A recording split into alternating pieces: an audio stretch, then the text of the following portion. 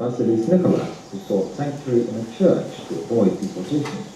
But first, the award-winning Handsworth Songs explores the theme of race and disorder in contemporary Britain.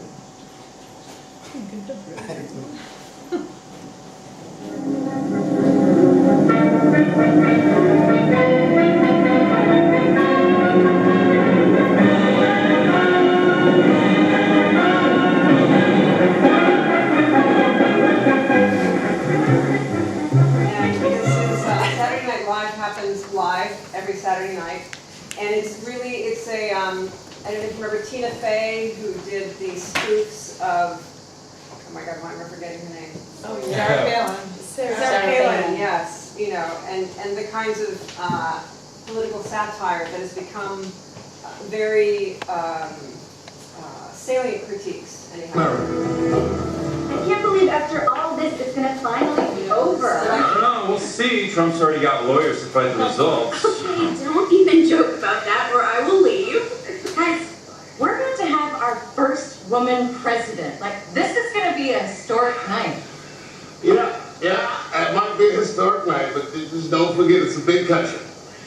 And Donald Trump has been elected President of the United States. Yeah, you guys are right. It's a historic night. Don't worry about it. 8 years is going to fly by. Yeah, don't worry. It's going to be all white. So why Antigone and why Antigone today?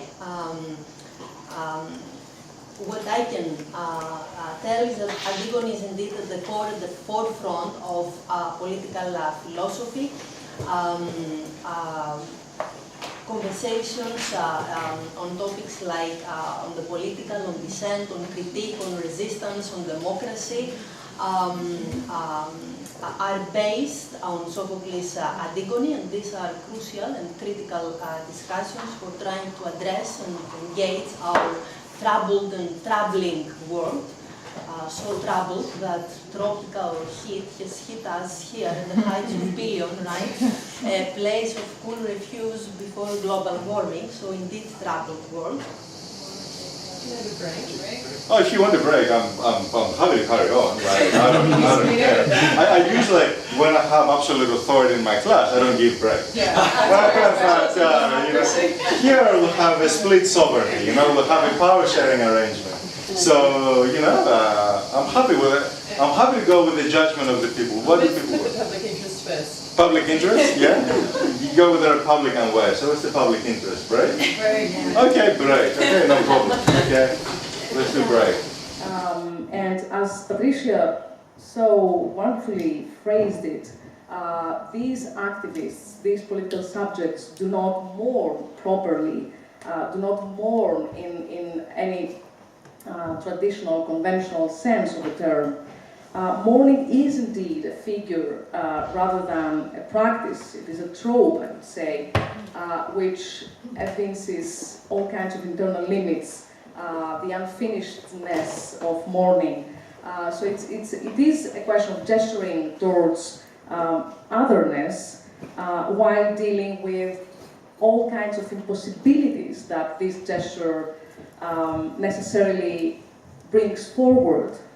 So that's about it. I thank you immensely for spending your afternoon here, and let's go party now, as work making is both impossible and not exciting without food and dance. I suggest that we go on with this, sheer rituals of merriment for tonight. Thank you very much.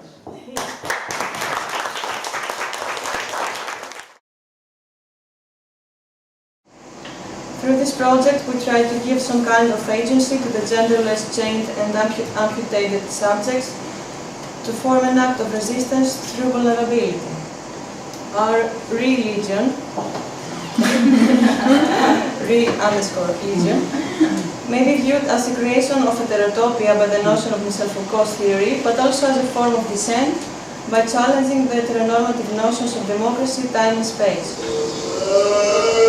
Είναι στον έξω λαιμό, οι καταχρονούντες των θεούν, ναι, και οι εταίροι. αυτοί που έχουν φύγει και οι ενδέκτες του, αυτοί που δεν σέρνουν τον Θεό.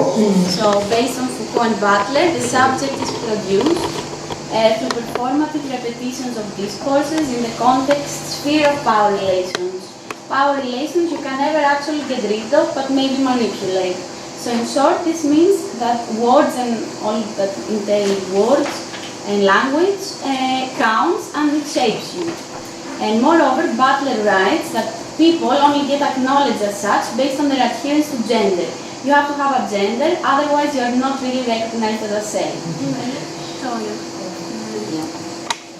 Okay, so I'm going to talk about the object, which in Powers of Horror, Julia Kristeva developed the psychoanalytic concept derived from Freudian theories.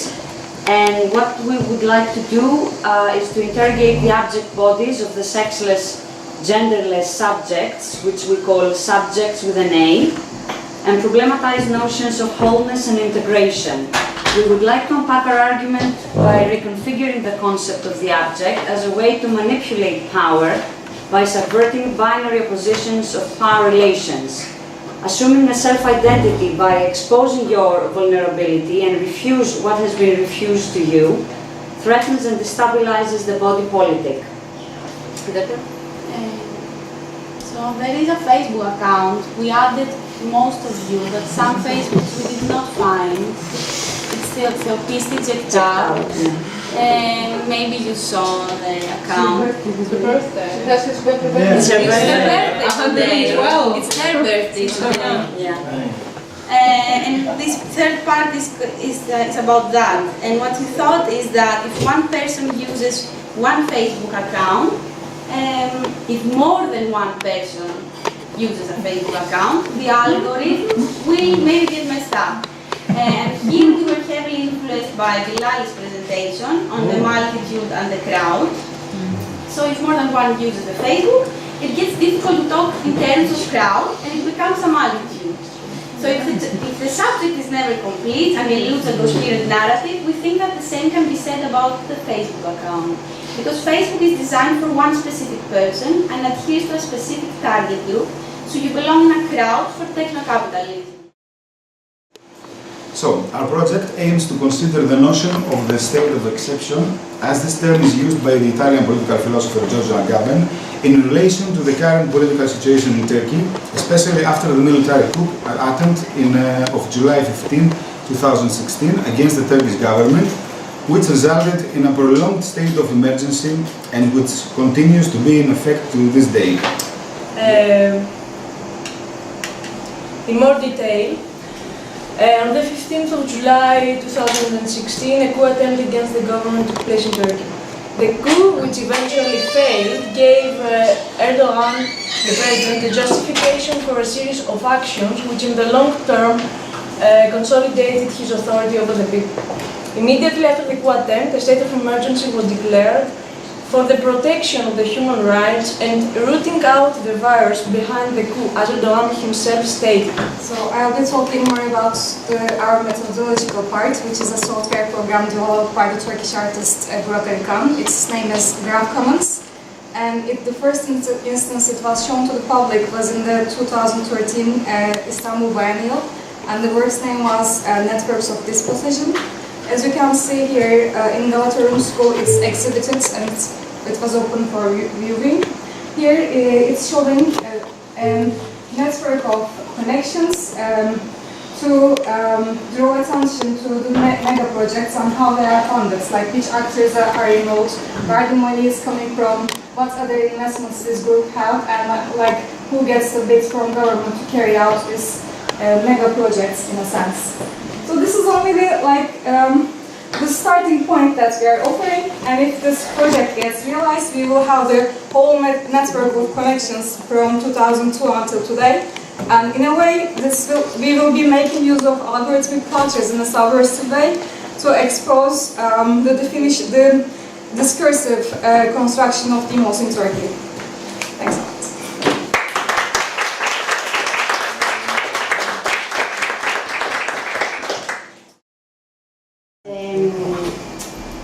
direct some kind of a collective dialogue, greetings through a representation of form of a video by repetitions. The time we have is not much, so we're gonna open this dialogue 3 times. The first will make a round so everybody's thoughts from the first time you saw the video will be heard in the table. Then we will offer some analysis, which is something like an intercross of our thoughts for the video, and these are thoughts from the papers. And then we will stop and we will show the context which was produced and open a second dialogue. So your contribution, your participation will be very nice. If someone doesn't want to say something at the next turn, just say next and skip. And during the seminar there were many ideas, so we tried to find an example that combines politicizing art, commons, democracy, dissent, agonism, and kind of all the ideas. Okay, so start. Basically, would like to create a game about the subterranean and how our player could access the subterranean. Please do this. Okay, so the scenario of our game. The game is about human curiosity, as Pamela said yesterday. A curious person wants to access and explore the subterranean. This curiosity has been sparked by the unknown, the unexplored, the inaccessible, the myths and fantasies that fiction books, sci-fi movies, documentaries generate, the different conspiracy theories that transcend social media about subterranean wars and underground vaults, I don't know if I'm saying right, with nuclear weapons, and these eschatological associations between environmental exploitation and catastrophes with human extinction, and the revelation of new civilizations and archaeological relics of the past that keep well-hidden secrets from different centuries. So the player is basically invited to challenge and unveil different processes of making truths, in parentheses, and formulate data by choosing himself or herself the ways to organize alternative discourses and assemblages of power distribution. This is a game about the multiple assemblages and topologies, diagrams of power, different elements that constitute the access to the subterranean. Okay, welcome to last week. Today, I am your host, Oliver Papajon. Come on, people, wake up. Thank you so much. In this week's show, we're going to talk about developments in anthropology. A science so terrified of choosing the wrong phrasing or reaching arbitrary conclusions that when characterizing issues like global warming, extreme poverty or famine, the most powerful term they can allow themselves to use is problematic. If you are not familiar with this mysterious science, these couple of photos could help you get an idea of what it is about, namely anthropology's main practice, ethnography, the distinctive feature of anthropology. You could think of ethnography as the practice of a spouse from an arranged marriage who will drain you dry, and after you're no longer useful or interesting to them, they will abandon you, go public on every little detail of your personal life with no consequences, and will pay no alimony. Usually, the level of excitement in the field of anthropology would make the reproduction of turtles seem like a display of fireworks. But this last week, the least populated of sciences has seen an acceleration of events comparable to what a 9th century 80-year-old monk would experience if he landed in Florida for spring break.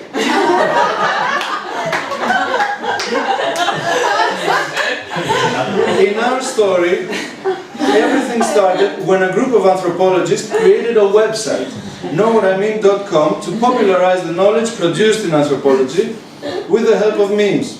The interaction with society and the dissemination of their work has been a long and growing concern of academics, and especially anthropologists, who have a constant feeling of dismay because of the unintelligibility of their own work and the fossilizing effect this has on them. An anthropologist would make a leisure time optimizer go So what is it you actually do? So these academics decided it was about time someone took action to make anthropological knowledge plain, thus engaging with society, with non-anthropologists that is, through the use of new social media technology, namely memes.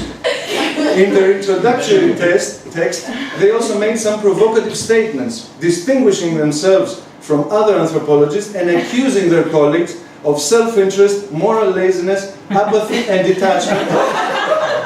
To quote a famous contemporary Greek historian. But they hadn't foreseen how their colleagues would react. And what at first seemed like the most unimportant event of the week, later took a wholly different turn. We'll talk about that later. Now take a look at this.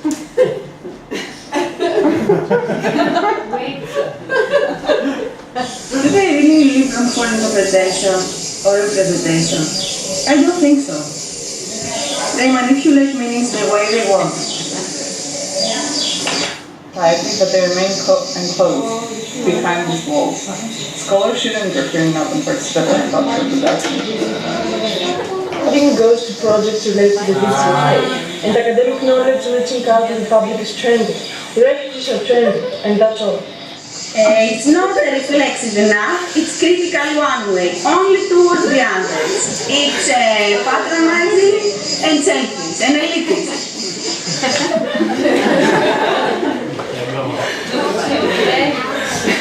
Okay. Did you notice anything strange about this video? Did you see something you hadn't seen for a really long time? Those people actually protested in physical space. What prehistoric freak does that nowadays? Everyone knows that the only meaningful form of protest is in Second Life. Even this guy knows that. Or this guy. What will people remember next? Handwriting? Free healthcare? The Game Boy?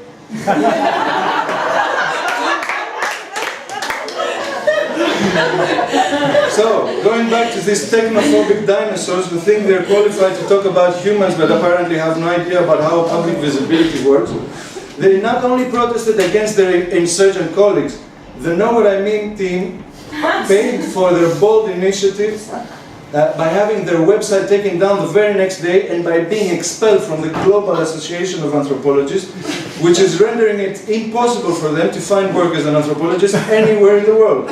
But you know what they say, impossibility introduces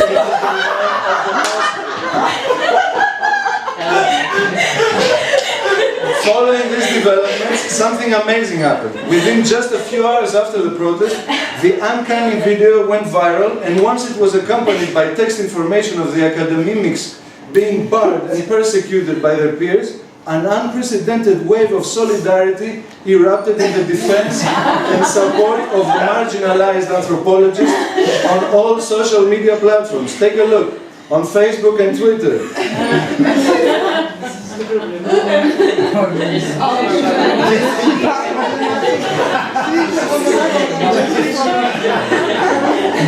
In art.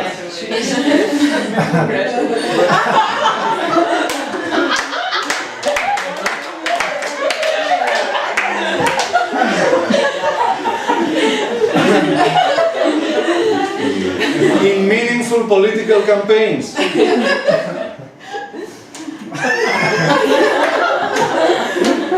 The Know What I Mean team realized their goal of creating their own public at a massive scale and faster than they could ever imagine. And I doubt if it was part of their team goals, but people are now returning to protest in the streets.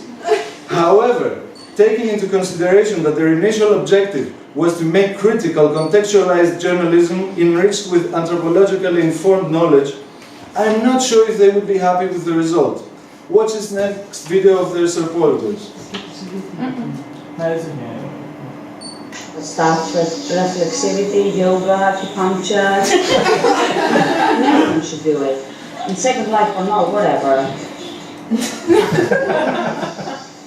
It was great. Está catálico, Vika.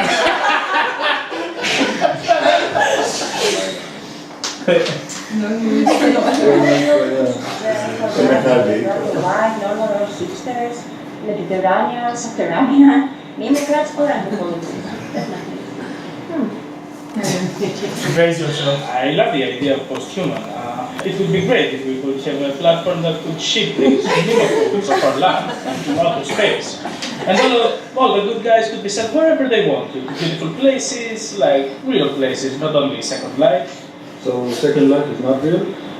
Sure, it's real, but I don't know. This feels different. We've been contacted by an anonymous source who shared a version of the truth that, if confirmed, might question the whole idea of ethics, of science and academy, and most importantly, on the very meaning of memes, of memeing. We have a voice recording of the statement. Listen to this and excuses for the bad quality of sound.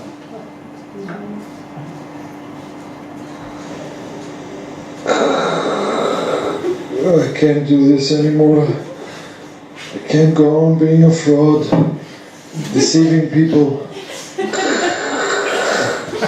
We tricked the public. We staged this whole thing to get through to people.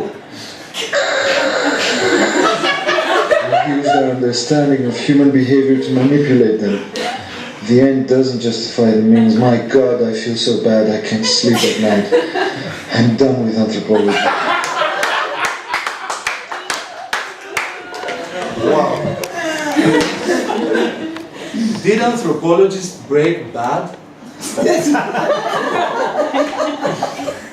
Was this all staged? The website, the protest in physical space, the dispute, just to con the public into getting familiarized with anthropology and its concepts and adopting the positions of anthropologists?